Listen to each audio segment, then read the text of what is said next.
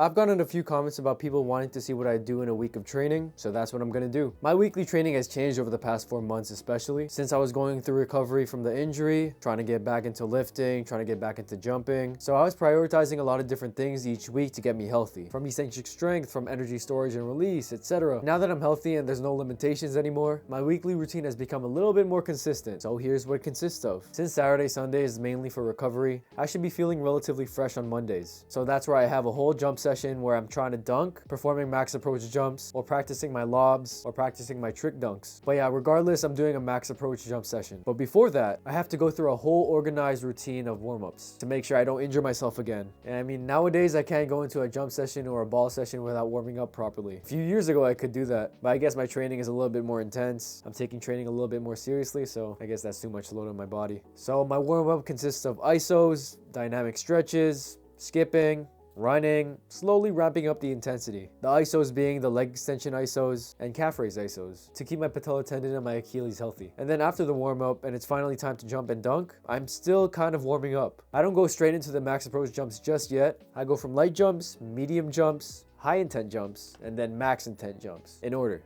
And then I just perform as many max approach jumps as I can, as long as my performance isn't dipping. So if I feel like I'm jumping really high and I'm feeling healthy, then I'm going to keep going until I feel a little bit fatigued, where I'm not able to jump as high as I can. And depending on what I want to work on, whether it's lob attempts, trick dunks, low rim dunks, or actually getting that first dunk back from injury, then that's what I'll do. But if I'm feeling fatigued from the training and I'm not at 100% so I can't jump my highest, then I'll just do low rim dunk so I can get the stimulus of dunking without having to exert that much effort. Tuesdays, strength, power, leg days. These days are loaded and it takes me a while to complete. And as you could guess, I'm prioritizing power and strength. And just letting you guys know, I start every workout, actually every day, with leg extension isos and calf raise isos, and the McGill Big 3 too. And this day is no different. You gotta keep my knees healthy, my Achilles healthy, and my back healthy, so I don't hurt myself on these heavy ass lifts. And the warm-up also consists of me jogging, skipping, dynamic stretches, and all that stuff. And then I'm ready to start with the actual workout, starting with power cleans. I'm either doing 7 sets of 3 reps or 8 sets of 2 reps. Either way, you can see that I'm doing high sets and low reps, which means I'm going really heavy, progressing on the weight little by little each week. The reason I'm doing low reps, it's to increase my maximum force production, just like every other exercise I'm doing. But high sets, low reps is gonna do that especially. Next, I do front squats, either 6x3 or 5x4. High sets, low reps. Going as heavy as I can without my form giving up, just like the power cleans. And front squats are more quad dominant, and it's not bad to add some variation in your squats. I can't just do back squats all the time, you know? But the front squats are gonna work on the anterior chain a little bit more, so that's why I'm adding them. Then I do heavy RDLs, 4x5s, get some posterior chain work in, strengthen those hamstrings, going heavy on these as well. And then I end off the workout with 4x5 heavy calf raises, making sure that I'm really loading the weight, because you want to train your calves like you would train any other muscle. And since I'm training for power and strength, then I'm gonna go really heavy on calves. Wednesdays, general strength.